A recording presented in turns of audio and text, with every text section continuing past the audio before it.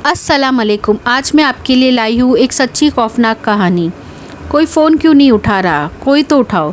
समीर हांफता हुआ मुसलसल अपने बाकी 3 साथियों को कॉल मिला रहा था, जबकि कोई भी एक उसका फ़ोन उठाने से कासिर था। कमरे में टहलते टहलते उसके पाँव सून हो चुके थे। अचानक कमरे की लाइट बंद हुई और समीर की सांसें रुकने लगी। मुंह खोलकर गहरी गहरी सांस लेते हुए वे अपने मोबाइल की टॉर्च ऑन करने लगा। जैसे ही टॉर्च ऑन करके मोबाइल ऊपर की तरफ उठाया तो उसे अपनी मौत सामने नजर आई। अंधेरी रात का मंजर था। वीरान सड़क पर एक काले रंग की गाड़ी में 4 अफराद सवार थे। उन चारों में दोस्ती का रिश्ता था। अरसे बाद इस तरह से इकट्ठा हुए थे और लंबे सफ़र के लिए निकले थे। उनका ये सफ़र उनके लिए वबाले जान बनने वाला था, जिसे वो खुद भी अभी तक अनजान थे। समीर देखकर गाड़ी चला। पिछली वाली सीट पर मौजूद फरहान समीर को कहने लगा, बहुत ही मुश्किल है कि वो बचा हो। उन सब में से सबसे पहले अरशद गाड़ी से निकला। उसके बाद एक एक करके वो सब गाड़ी से निकले। उन्होंने उस सड़क पर किसी को मौजूद नहीं पाया तो हैरानी जाहिर करने लगे। उनकी गाड़ी किसी चीज़ से टकराई थी, और बात सिर्फ टकराने तक नहीं थी, बल्कि बाकायदा उन चारों ने महसूस किया था कि कुछ था जो उनकी गाड़ी के नीचे आया था। यार अरशद, ये क्या मामला हुआ है? कैफ तो घबरा ही गया था, जबकि फरहान और समीर की हालत भी कुछ ऐसी ही थी। समीर की तो आवाज़ भी हलक से निकलने से इनकारी थी। अरशद मामले की संगीनी को भांपते हुए कहने लगा, यारो मामला कुछ ठीक नहीं है, पहली फुर्सत से इस जगह से निकलो। समीर बड़ी मुश्किल से फटी हुई आवाज़ में बोला, अरसू मैं गाड़ी नहीं चला सकूँगा, मेरा दिल अभी तक जगह पर नहीं आया है। कोई नहीं, गाड़ी कैफ चलाएगा। भागने वाले अंदाज में वो चारों गाड़ी के अंदर बैठ गए और गाड़ी चलाने के लिए चाबी घुमाई, लेकिन गाड़ी चलने से इनकारी थी। समीर पीछे बैठा था, जबकि उसके साथ फरहान और अगली 2 सीटों पर अरशद और कैफ मौजूद थे। अरशद ने गाड़ी के शीशे से बाहर झाँका तो ढक रह गया। उसे अपनी आंखों पर यकीन नहीं आया। एक सफ़ेद लिबास में औरत उसके सामने खड़ी थी। मुकम्मल तौर पर उसका चेहरा लंबे बालों से छुपा हुआ था। कदम कदम चलते हुए वो उन तक आ रही थी, आहिस्ता आहिस्ता। अचानक ही अरशद ने सबको कहा कि अपनी आंखें बंद करो, कोई नहीं खोलेगा। समीर तो बहुत ज़्यादा डरा हुआ था, उसने तो फ़ौरन ही अपनी आंखें बंद कर ली, जबकि कैफ और फरहान ने सामने की तरफ देखा। खतरा नज़र आते ही कैफ ने फिर से चाबी घुमाई और इस बार गाड़ी स्टार्ट हुई। कैफ उस औरत पर से गाड़ी तेज़ रफ्तारी के साथ चलाता हुआ आगे बढ़ गया, जबकि गाड़ी उस पर से गुजरते हुए उन लोगों की तो चीख उरूज पर थी। पर इस बार उन्होंने देखा कि वो कामयाबी के साथ आगे बढ़ गए थे।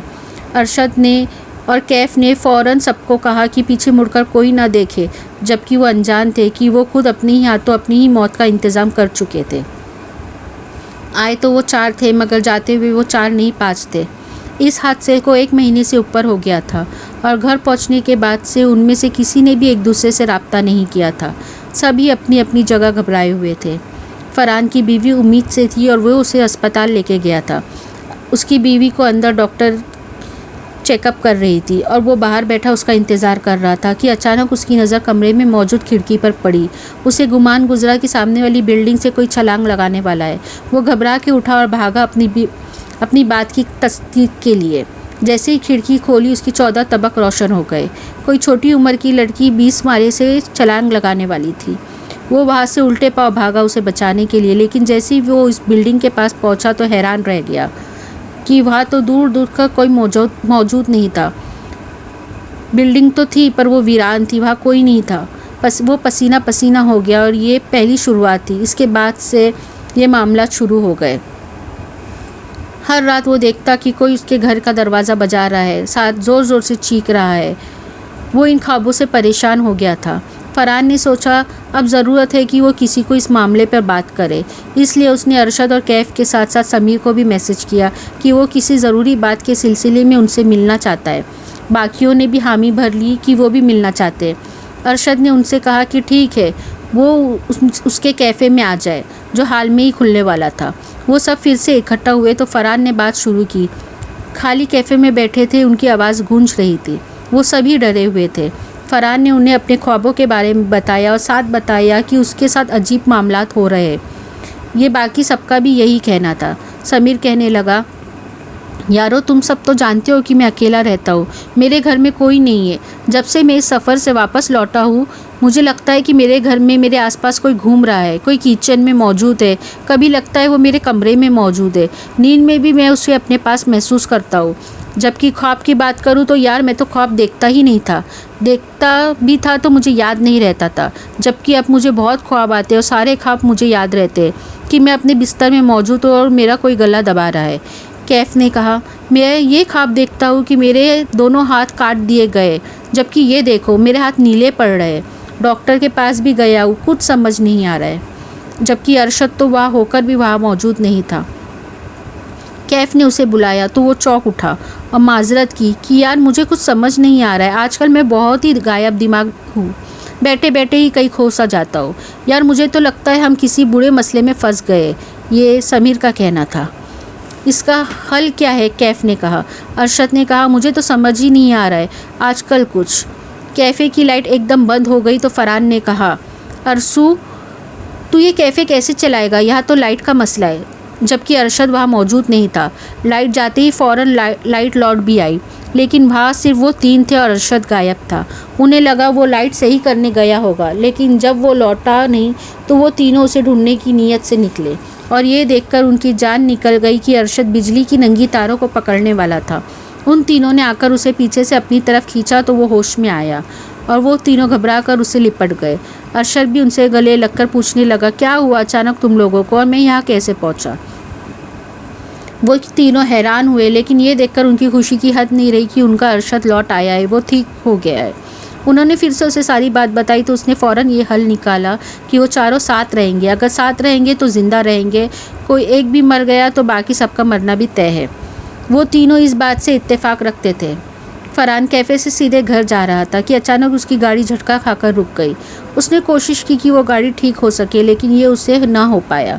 इसलिए गाड़ी अच्छी तरह से रोक के वो वहाँ से उसे छोड़कर वो घर की तरफ लौट कर जा रहा था। घर ज़्यादा दूर नहीं था, मोबाइल की बैटरी भी ख़त्म हो चुकी थी। इरादा ये था कि घर जाकर फ़ोन चार्ज करेगा, साथ मैकेनिक को लेकर आएगा।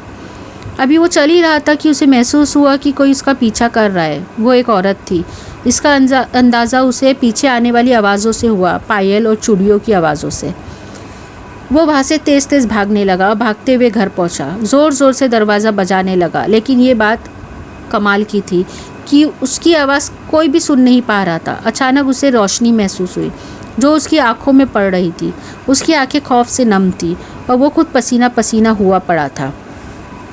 वो गाड़ी उसके तीनों दोस्तों की थी और जैसे ही समीर और अरशद बाहर निकले तो उसकी जान में जान आई। लेकिन दूसरी तरफ उनकी गाड़ी को अचानक आग लग गई। कैफ अंदर मौजूद था। वो तीनों फ़ौरन भागे और कैफ को बाहर निकाले। कैफ सलामत था, बस उसके हाथ कुछ जल गए थे। वो चारों गले मिलकर रोने लगे।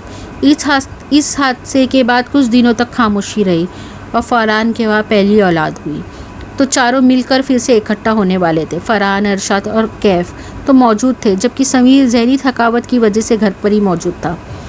अलार्म बजने पर उसने वक्त देखा तो वो परेशान हुआ कि वो तो काफ़ी देर से सोया था, जबकि उसे इस वक्त हॉस्पिटल में मौजूद होना था। उसने कॉल मिलाई, कोई फ़ोन नहीं उठा रहा था। कोई तो उठाओ। समीर हाफता हुआ मुसलसल अपने बाकी 3 साथियों को कॉल मिला रहा था, जबकि कोई भी उसका फ़ोन नहीं उठा रहा था। कमरे में टहलते टहलते उसका हाथ पाँव सून हो चुके थे। अचानक कमरे की लाइट बंद हुई और समीर की सांसें रुकने लगी। वह अपनी मोबाइल की टॉर्च ऑन करने लगा। जैसे ही टॉर्च ऑन करके मोबाइल ऊपर की तरफ उठाया तो उसे अपने सामने अपनी मौत नज़र आई। वही औरत उसके सामने मौजूद थी। उसने उसकी गर्दन से समीर को पकड़ा और कान को फाड़ देने वाली आवाज़ में बोली, तू ही था ना जिसने मेरे बच्चे को मार दिया था?